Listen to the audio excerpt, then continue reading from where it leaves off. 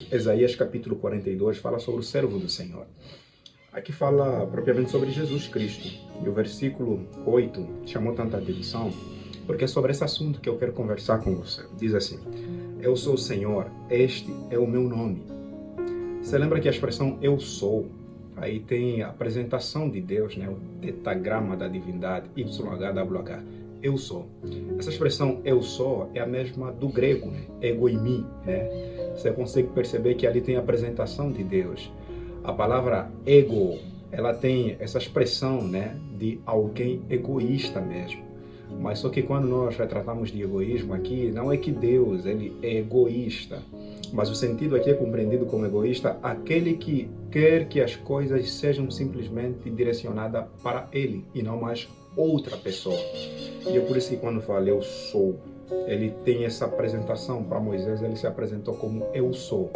E Jesus Cristo, quando ele esteve aqui na face da terra, ele também se apresentou como eu sou. Tanto é que em João capítulo 8, ali no versículo 32, Jesus tem uma briga, tem uma discussão com os fariseus. E ele diz que antes que Abraão existisse, eu sou. Então você consegue ver que essa é a apresentação de Deus, ego em mim. E ali diz assim, eu sou, este é o meu nome, YHWH, que é o nome da família de Deus. A minha glória, pois não darei a outrem, nem a minha honra, às imagens de escultura. Então você consegue perceber aqui pelas entrelinhas do texto que Deus ele se apresenta dizendo que eu sou. E esse é o meu nome. E a minha glória, ele já começa dizendo, né, que eu não darei a outrem. Então significa de que a glória de Deus ele é individualista, não universalista.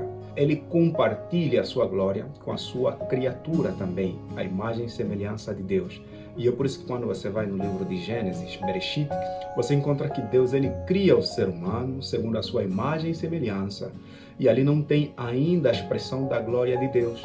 Quando nós observamos ali no capítulo 3, quando Deus ele procura o casal após ter pecado, você observa que eles agora se deparam em uma condição de nudez e eles procuram vestes para poderem cobrir a sua nudez. E ali temos a expressão sendo apresentada clarificadamente de que a glória de Deus havia se retirado deles, ou seja, a glória atribuída. Deus ele possui uma glória individual e essa glória ele decide compartilhar com a sua criatura. Mas ele não, de uma certa forma, divide a glória, ele atribui a glória, e é por isso que a glória pode ser desatribuída também. Quando nós pecamos, quando nós nos afastamos de Deus, quando nós vivemos uma vida constante de prática pecaminosa, a glória de Deus que nos é atribuída é retirada também, porque a glória de Deus não habita para quem está andando no pecado, em pecado. A glória de Deus habita para aqueles que estão cada vez mais procurando viver na luz e não andarem nas trevas.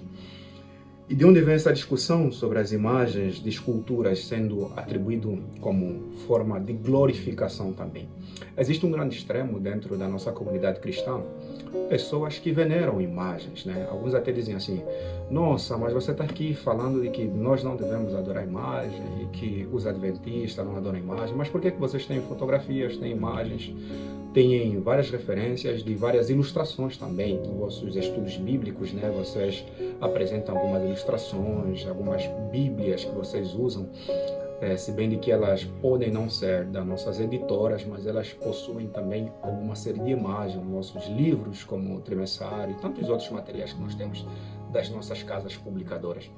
Eu queria simplesmente dar aqui um texto de justificativa bem claro, não para poder abafar a questão, mas sim para poder fazer entender até que ponto as imagens que nós usamos como ilustração, elas servem para poder não ser atribuída a glória, mas sim para poderem dar convicção e de uma certa forma trazer um vislumbre das ideias que estão sendo transmitidas. Por exemplo, quando Daniel ele tem a visão do capítulo 7, ele é apresentado algumas imagens de forma ilustrativa. Eu queria que você abrisse a tua Bíblia no livro de Daniel, capítulo 7, lembrando que o livro de Daniel é um livro que lida com linguagens simbólicas e também tem algumas linguagens proféticas que são aplicadas contextualmente no tempo do fim. Por exemplo, no capítulo 7 ali, nós conseguimos perceber os 4 animais ali que são apresentados para o profeta Daniel. Presta atenção. e relatou a suma de todas estas coisas. Falou Daniel e disse: eu estava olhando durante a minha visão da noite, e eis que os 4 ventos do céu agitavam o mar grande. 4 animais grandes, diferentes um dos outros, subiam do mar. O primeiro era como um leão, que tinha asas de águia. Enquanto eu olhava, foram-lhe arrancadas as asas. Foi levantado da terra e posto em 2 pés como homem.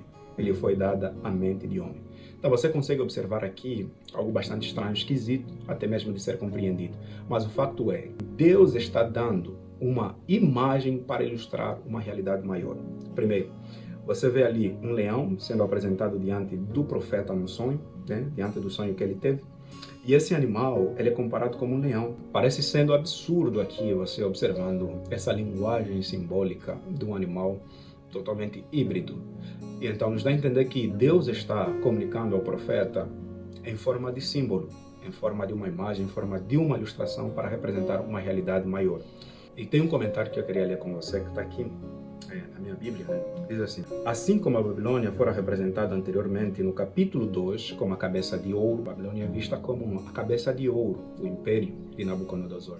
Já no capítulo 7, ela é representada por esse animal, leão, com asas de águias e patas humanas. Mas aqui, mais por baixo, diz o seguinte: este retrato de Babilônia, recebendo características humanas e tornando menos semelhante ao predador selvagem, nesse caso leão, pode refletir a experiência do tirano Nabucodonosor, que ficou mais inteligente e humano quando se humilhou diante de Deus ali no capítulo 4. Mas o fato não é esse, eu só queria usar um exemplo de que as imagens devem ser utilizadas para ilustração de uma realidade maior, assim conforme nós vimos no exemplo apresentado no livro de Daniel, capítulo 7. A palavra de Deus nos deixa seguro, não somente pelo mandamento bíblico, mas pelas orientações acuradas, pelas orientações sine qua non que nós encontramos aqui, também da forma sincrônica, conforme nós encontramos as concordâncias dentre vários textos bíblicos. Aqui no livro de Isaías, capítulo 42, que é o texto em questão que eu trouxe aqui para poder conversar com vocês sobre esse assunto, fala que a glória de Deus não será dada a outrem, nem a minha honra às imagens de escultura. Então, partindo desse pressuposto, a glória de Deus não deve ser atribuída a nenhuma imagem. A glória de Deus não deve ser atribuída a nenhum homem. Todo ser humano que tenta se apossar da glória de Deus é destruído, reduzido ao pó. Portanto, as imagens que muitas das vezes nós veneramos, nós adoramos, nós queremos de uma certa forma dar voz a elas para que ditam quais devem ser as nossas regras de viver e também quais devem ser as orientações que nós devemos seguir. A palavra de Deus, ela nos orienta como devemos viver. A palavra de Deus, ela nos orienta como devemos seguir o curso da nossa vida, porque a palavra de Deus, ela não somente mostra-nos o caminho, mas ela nos apresenta a glória de Deus também.